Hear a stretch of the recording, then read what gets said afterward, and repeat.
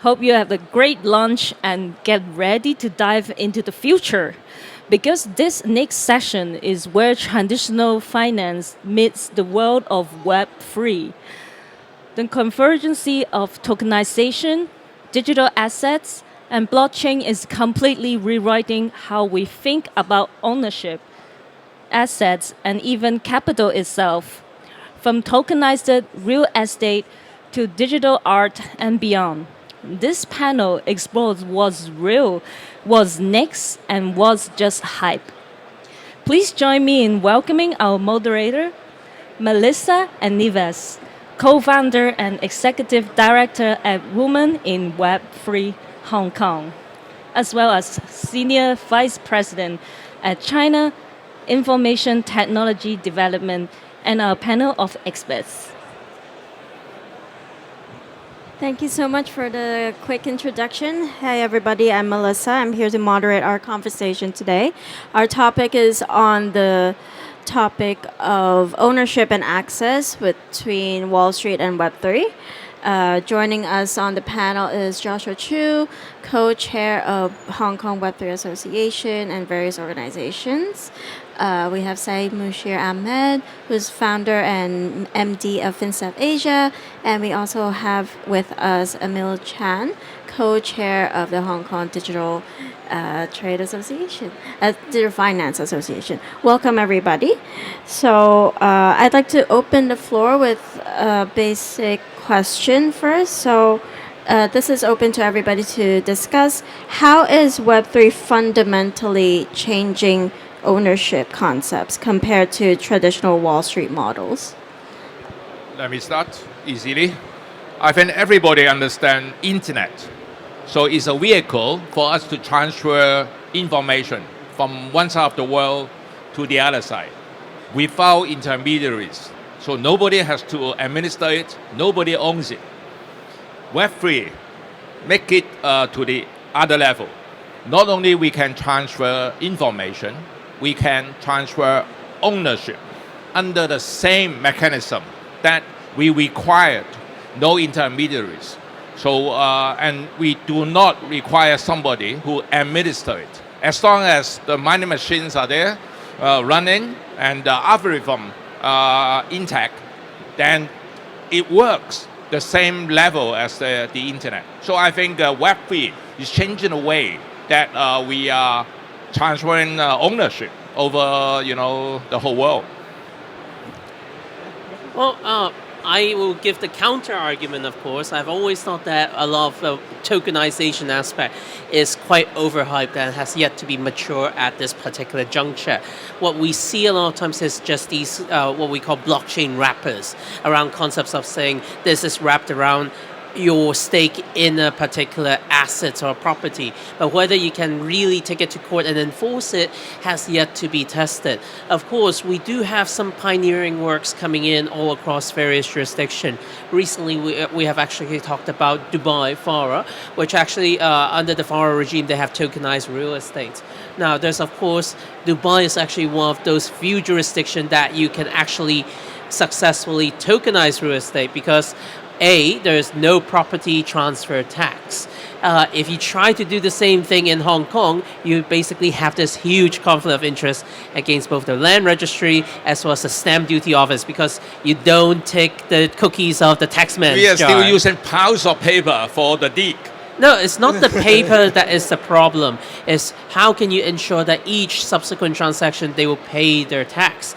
Now, it's only possible in a tax-free environment. So Dubai do have this unique environment, and each jurisdiction is trying to feel. But then again, that means that you hit the second wall, which is whether you can really have that cross-borderless seamless transaction, because then again, at the end of the day, all the players are still human beings on planet Earth. And depending on the citizenship, of course, that means a number of taxation issues. For example, if I buy, as an American expatriate, if I go ahead and buy a real estate token in Dubai, will that trigger any tax obligation with the IRS? That will be a long argument for you to go. Thanks. You both have touched on very good points. One being internet changing how we look at assets in itself. The concept of digital assets comes into picture because of the internet. For me, there are three main things when you're looking at that transaction of Web3 with Wall Street specifically. I'm an ex-trader. I've actively worked as a regulator as well in the digital assets world and been very close to looking at the financial assets, broadly speaking. Number one, what you're getting with Web3 is the ability to have fractional ownership, which can be tracked and traced from inception, right? That makes a big difference in your distribution, in allowing people to participate in ownership of financial assets, which they may not have had access to. As an extension of that, number two, which Joshua touched upon, is the cross-border nature of that.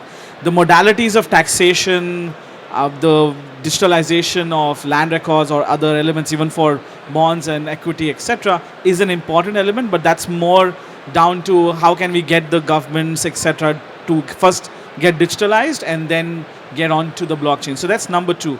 Number three is the overall concept of decentralized ownership in itself. The first model is more centralized ownership, which is distributed and managed by one or two entities. Could be an exchange, could be a private company. But number three becomes the decentralized concept. So you have concepts around decentralized autonomous organizations, which also incorporate various financial models. For example, you can have a DAO that allows you to participate in purchasing of an asset collectively. One classic example, which was attempted about 2 years ago, was when a rare copy of the US Constitution was available for sale, and the Constitution DAO was set up where hundreds, if not thousands of people collectively put in money. They raised about $36 million.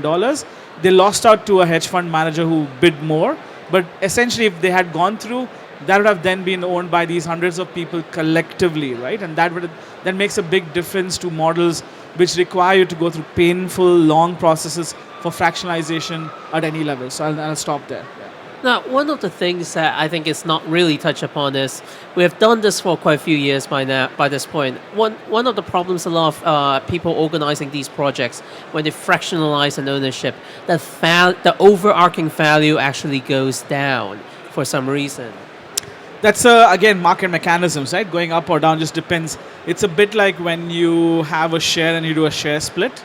Sometimes the value is really drives it down. It's meant to unlock the value depending on if it is a very large conglomerate and hasn't opened up. Some people prefer it, and in some instances, when you do a share split, it drives down the value, right? Exactly. So it's more to looking at the market mechanism in terms of value of the asset versus ownership by multiple people, which is the distinction I would make. Well, we remember the .com. So it went up and then crashed, and then will come back.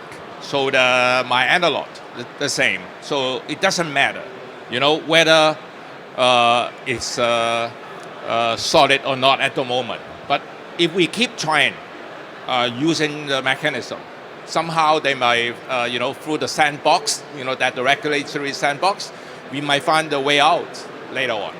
Oh, I think when you use the .com analogy, you scare a lot of people because that means there's going to be a bust coming out. Well, the American, the traditional, I suffer personally. I work for the bank. I lost my job, because of these financial crisis. This might be a good time to talk about regulations, should we? So now that we've touched upon ownership in terms of the assets and information as well, and the transfer of knowledge and assets through the blockchain, what roles should regulators take in terms of this shift in ownership, and how does that affect the retail market, in your opinion? Well, we're seeing a convergence of regulations because a lot of it's actually driven by international organization. So notwithstanding a lot of politicians love claiming the credit that they're pushing for certain regulations to take place, I think for anyone within the industry will know that a lot of the regulations that are coming out is more or less the same across various jurisdictions because it's actually pushed forward by the Financial Action Task Force as well as the IOSCO for securities-related laws. So regulations is coming about to regulate this space as inevitable, and it's actually that whenever people talk about whether one jurisdiction really have a jurisdictional arbitrage on advantage over the other, my position is that it's more or less actually the same. Thanks. As I was part of the founding team of the Virtual Assets Regulatory Authority, so a little bit of background in terms of how it came about. I slightly disagree with Joshua in terms of politicians, and I'll broaden the term to politicians to governments, right? I do think governments play a very important role in shaping policy, which then leads to regulations, right? So if we take three approaches, one is the Dubai UAE approach. Broadly, Dubai is the city or an emirate inside of the UAE, is very similar to how Singapore used to operate between 2015 to 2018, right? Which is very pro-innovation, trying to set the rules and regulations and policy, which is welcoming of innovation and newer market structures. And that allows for regulators to move faster because you first need the regulation, the law to be in place before the regulations can kick in. And that can only happen if there's willingness at the political government level. So that's number one.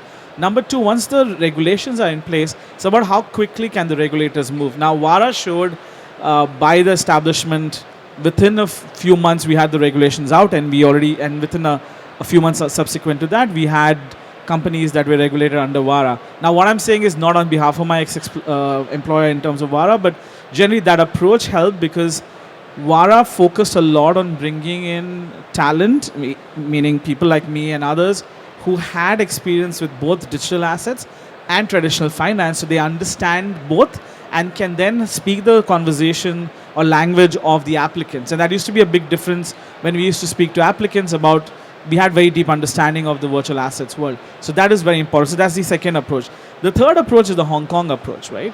We are a large capital market center, the third largest in the world, the largest in Asia, have been for quite some time, third largest stock market. So for the government to move, it has always been industry-led, government-supported. And what they did was SFC, HKMA, were very early in classifying Bitcoin as a virtual asset, 2014, right? Virtual commodity, rather, which is among the earliest in the world, if not the first one in the world, right? Which followed up with them starting to bring in rules without banning anything, generally speaking. Even ICOs were not specifically banned. There were rules set around that and education around it. What's happened in the last 2 years is the LEAP framework and the virtual assets regulatory regulations and policy advisory from the government and the Aspire framework from SFC. All in all, the FSTB taking charge of leading HKMA and SFC towards more unified, harmonized regulations. And now the government actually pushing to make Hong Kong a virtual assets hub. And we've done this with regards to the Web3 harbor. I'm a co-lead on the Hong Kong blueprint for Web3, where we speak a lot about what are the things that are needed. But that's the heartening thing is the government has actually now taken more proactive approach to get involved and then also bring in the required regulations and harmonizing that. So this is the three approaches. VARA works the way it works at speed because their legislative process is much faster and it's a smaller jurisdiction and is looking to be leading. Hong Kong is a deeply entrenched large capital markets ecosystem which needs more time for formulation and laws and regulations because this market is changing very quickly and you need to be able to cover all the bases because it impacts not just the crypto market but has a significant impact on TradFi, which we can talk about later. Thank you. Beautiful. I think it's by far the best description of those systems, the differences between them.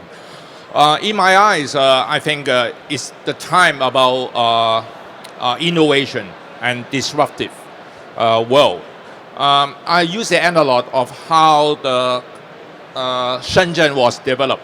Okay, 40-something years ago, Deng Xiaoping came to Hong Kong and found that Hong Kong was so advanced. Why the old communist system doesn't work? Because it's too conservative. Okay, it worked out to a certain extent, then it's capped. So what should he do? He said, "Oh, we make Shenzhen a new special region that they run different rules." So in my eyes, Shenzhen is a sandbox of China. So through this sandbox, they have different regulations, different treatment, different legal system and taxation system, and it turned up quite well. I think Hong Kong is now part of China, and under the one country, two systems, a lot of financial services like crypto cannot be run in mainland China, or now they call the Chinese mainland. Okay, so I think the sandboxes here in Hong Kong from the SFC and the HKMA and the other regulators.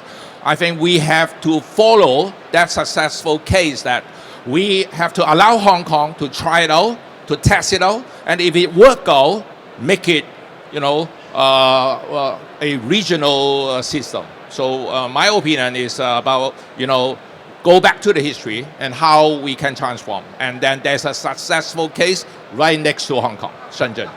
Now that we've covered the Dubai environment and the benefits of being in Hong Kong and what its relationship is with China, Joshua, do you have any opinions about the challenges of Hong Kong-based startups and how they should be interacting with these regulators and different changes over the globe? Well, one of the key advantages as outlined in our earlier discussion is that Hong Kong remains ranked number 3 in terms of being the world's premier financial center, right after New York and London. So in terms of capital, it's actually a very capital-rich jurisdiction. And we do have a very strategic position where we are encouraged to be the gateway for China to access foreign capital. Emphasis on accessing foreign capital. And if you actually understand the geopolitical situation as well as both the policy that has been rolled out by the CSRC in China, as well as how they hope Hong Kong will be the ramp that will connect foreign capital back into China, it actually have a huge strategic boon in terms of how to access these new crypto wealth that's coming in, of course. But then again, I'll pass it over to Emil to actually talk about this because I think this is where your passion lies. Well, once again, if you believe that the Chinese mainland has very conservative, actually it's not. For example, is there a casino in China? Yes, in Macau. Yeah, despite the fact that it cannot be, running a casino in the Chinese mainland, they set one city specializing on that type of industry. Once it works out well, we can expand it to maybe Hainan. So for crypto, for Web3, it's the same. Why there's no crypto in China? Because it's scary to them. Well, this is where I will actually differ. It's actually, I would say the Chinese policies, if you look at it, is quite close to the European Union because both actually are based on the continental law system. So if you understand the cultural heritage of how the legal foundations work, you'll see that that's why both the European Union as well as China are far more bullish in terms of pushing forward CDBCs. Yes. And it's actually that culture versus the common law jurisdiction like Dubai, Hong Kong, US, and England. In these jurisdictions, common law, which is freedom of contract, pacta sunt servanda, which is why stable coins are more tolerated. In fact, it's actually the common law tradition that has actually waged multiple wars against central banks in the US before crypto even actually happened. I believe it's President Andrew Jackson that was in power around the 1800s. He actually killed the first central bank in the US. So it's actually, we're seeing not a new issue that's coming about, but a continuation of that. But the problem remains there because there's a restriction of transfer, of the fund out of China. So this is the fundamental problem we have to solve. Maybe, sure, you talk about that. I was going to say that two things, and often we mix the conversation about Web3 and crypto. And I think that's a very, very key distinction to be made. What I mean by that is, for me, cryptocurrencies and tokens on top of those, but generally cryptocurrencies are an application on the blockchain, right? There are multiple other ways. Now, you have cryptocurrencies which are issued by private players, but you also have tokens which are issued by banks. Now, in mainland China, for many years now, there have been blockchain consortiums running, especially there's one large one run by Tencent, VBank, I think it's called FISCO or FIPCO, I forget the nomenclature on that, but that was essentially made for developing a blockchain protocol that can be used for banks and financial application, right? Non-token, non-crypto ecosystem. What we are seeing now in a lot of both emerging and developed markets, but in the virtual assets world, is this move towards tokenization of finance, what BlackRock is talking about, right? And that I feel is going to be more amenable in mainland, because if you're not generating something that changes value and can be speculative or move overseas without control. So if you have permission blockchains and you run those in mainland, you could then have that control in terms of capital controls. And Chinese mainland isn't the only place in the world where they have restrictions on capital outflows. Many, if not most, emerging markets have significant restrictions on capital outflows, right? India has that, Japan also probably has that.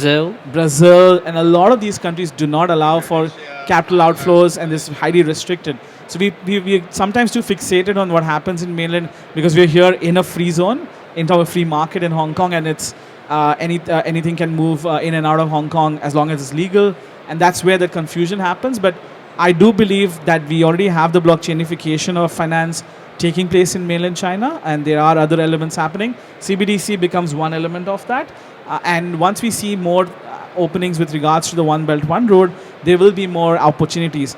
There is a project, if you want to have a look at, it's called Anchor X. They were among the first in the world to kind of do a CNH stablecoin, which is through the Astana International Financial Free Zone, right? Kazakhstan, yeah. There was misreporting about it being in Hong Kong. It's in Kazakhstan. They're, Yes, I think, a Hong Kong Kazakhstan. company, but they've done this in Kazakhstan, and the Belt and Road Office has also mentioned about them in a few articles. So it just tells you there is a work in progress, but I do believe that that distinction is important. When it comes to understanding where Hong Kong is going versus where Dubai, etc. are, Hong Kong has to be leading when it comes to that tokenization of traditional finance, right? We are among the OGs, if you want to call it, for crypto. Many people in Hong Kong understand Bitcoin, own Bitcoin or other cryptocurrencies, and a lot of the whales are in and out of Hong Kong quite often, right? So, and it is well known outside of New York, probably the most known crypto city in the world. And building on that with financial institutions, with the HKMA doing tokenized bonds, HSBC doing tokenized bank deposit and tokenized gold, right? You have kosher or traditional finance companies getting in. In US, it's being led by the likes of BlackRock, the world's largest asset manager with $11 trillion of assets under management. So this is all pretty much happening. It's a question of what and when it will happen rather than if, in terms of tier 2, tier 3 banks entering into the space, and what products will get tokenized first and then go towards being allowed to be used by retail market. I'll stop there. Thank you. Now that we've gone over the different disadvantages of different emerging markets and the different restrictions, Emil, you've talked about a lot of innovations between different regions and cross-sectioning the traditional finance and how they are interacting with the growing interest in Web3 technology. What do you think traditional financial companies should take note when it comes to adopting blockchain technologies or currencies? It depends on which region. Particularly, I'm talking about Hong Kong, because I'm from the traditional finance industry. I thought you were going to say from Hong Kong. Because we are in Hong Kong. So the issue is that we were too outdated. So let's make a vote. How many of you are from Hong Kong? Have you ever trade crypto in the past? Yeah, yes. So because it's a crypto event. If I ask my student, they are from traditional banks, not more than 5% of them has such an experience. So first thing first is to let them to join such an event or come to Hong Kong, IFX Expo more often, maybe once a month. Then, our practitioner can understand crypto. Because if they are not dive into the water, we just talk. They have no understanding about what crypto it is. So the first thing is to make the community up to the same level as those from Korea, from Singapore, and Middle East. My opinion. So you're asking your students the wrong thing. You need to ask them, have they been liquidated trading crypto? But if they have no such an account, no wallet, they don't understand what the digital wallet. Hey, can I store my Bitcoin in my phone? Come on, it's just your key. It's nothing being stored in your phone, right? So that's the concept, please. Now, and look, education I think is going to be a top of not just looking at banking professionals, but also for the retail market. To your point about traditional finance and what needs to be done, three things. Number one is that dissociation of blockchain and crypto, I think is very important for banking professionals to understand that when you talk about blockchain, it's not crypto and Bitcoin, right? And then need to shy away from it. No, it's different. Blockchain is a technology that has inherent advantages and can now be used at scale and with reliability. What we lacked 5 years ago was, can you use a blockchain for trillions of dollars of trades? Probably not. Is it reliable in terms of crashing, costs, etc.?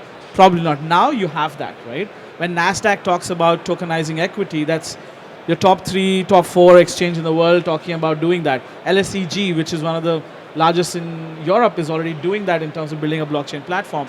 And I already mentioned BlackRock. So that's your number one element, is dissociation. Number two is, I think Emil is very right, people need to be able to experience using wallets.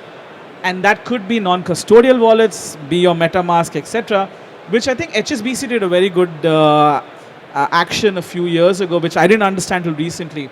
HSBC issued a few thousand NFTs 2 years ago in a very big marketing push that they ran, which was for their HNI and private banking clients. It was worth nothing, but it was NFTs. This was an NFT boom time. But the main reason they did that was for their clients to get used to owning a blockchain-based asset. I'm not saying crypto asset, but a blockchain-based asset, to understand these things about keys, etc. Right? So that helps people come in, and when they are spoken to about Bitcoin and other virtual assets, they are more comfortable with using them.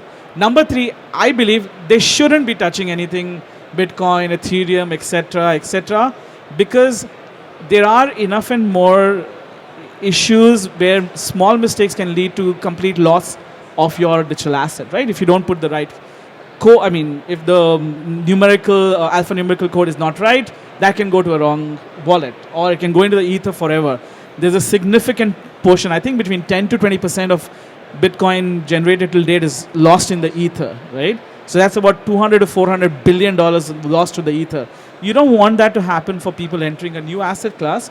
So that's where custodians become very important, and centralized exchanges also become important. There's a small fee to it, but it's okay. HNIs are very used to paying a fee to private bankers to manage their wealth. In a similar way, you need to have those custodians that can manage all of this, and there's no concern when it comes to using, your private key, your public key. How do you go around with that? Keeping all of those codes in a locker goes away, like what MetaMask is trying to do with third-party sign-ins, including like your Google, etc., to allow your access. I think that needs to come in, and we need to encourage more uses of intermediaries, because people are looking at virtual assets more so as a alternative investable asset, not so much on that concept of decentralization and belief in wanting to be decentralized world. That's my view on this. Yeah, on the issue of course, gaining exposure to, we do see regulators trying to tackle the issue of increased risk exposure as well, because a lot of people do not know how to get exposed. So we are now seeing popping up a number of digital asset treasury companies, which are in effect, I think there have been discussion of it, it's actually a form of structured product, because listed companies announcing that they're acquiring this X amount of Bitcoins. But in reality, it's all leverage. They are trying to get leverage exposure, and through those announcements, pump up the stock market value. And that actually puts them in a lot more significant risk than just going to OTC or even an exchange buying their crypto assets. So without these education, both for retail as well as the professional parties involved, we're going to see a lot of potential scandals coming out as well. For example, we do see a wave of companies making applications that were ill-advised. They purposely structured their entire application to gain access to mainland wealth as if it's a loophole, which is completely contrary to established CSRC guidelines. And that in itself is actually the lawyers that actually really destroyed any chance of them getting the licenses or relevant applications through. Now that we've heard a lot about access of information, especially transfer of assets, I wonder if you guys on the floor have anything to say about what TradFi can learn about democratizing finance. This is a key aspect to what Web3 is. And there is a question about interoperability that's present in traditional finance and Web3 itself as well. Do you have any thoughts on that? I'll probably start, and I said this, right. Most people don't care about democratization of finance, generally speaking, but there are a lot of people who do need democratization of finance, but more so from an access perspective, especially like remittance, right, or people when they don't have access to financial inclusion. So financial inclusion side of things, I do think it's a major importance to democratize finance in general, irrespective of crypto otherwise. But in markets like Hong Kong, which is 200-300% saturated in terms of banking access, and most people have 3-4 credit cards, it's not a matter of financial access or democratizing finance. It's more an understanding of the changing business model. So if you're in TradFi, you got to understand what took T+1, T+2, in some cases T+7 for settlements can now be done in 0.7, meaning like in a few minutes time, right? Which fundamentally, and then there is no need for third parties or intermediaries for clearance, for settlement, which makes a big difference in efficiency, in cost, and the possibilities. Number two is people need to now start getting ready for at least 24/5, if not 24/7 markets, right? Once things are tokenized, you will have the ability for people to trade 24/7, right? But markets may say, okay, we'll close on Saturday and Sunday, fine. But you need to be able to manage these both. You need to have risk systems in place. You need to have risk people 24/7 available global because it's global access.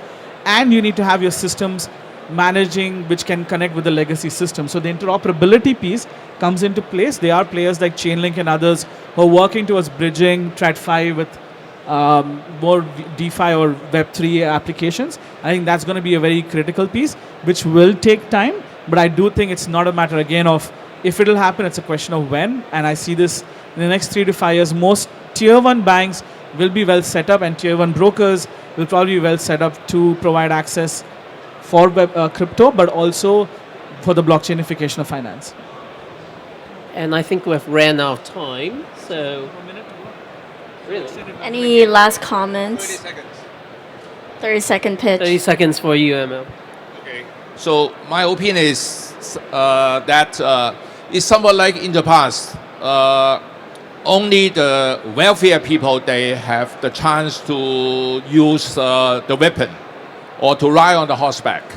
But somehow, because of the internet, because of the new blockchain world or decentralization of finance, everybody has the chance to use the weapon. Everybody has a chance to ride on the horseback. So for those sizable company or the very powerful financial service provider, I don't think they can stop the wave from moving in, that they can protect their interests using their own methodologies. So it's a time we have to look back of how people can pull down a very powerful ruler. So if this democracy is there, then it's a time we join the general public. We share the value that we created over the blockchain network. So let's come to IFX Expo more often. Today is Asia. Maybe it will be in the other continentals soon. Thank you. Thank you so much, everybody, for your thoughts. Thank you. Thank you so much, Melissa, for your moderation.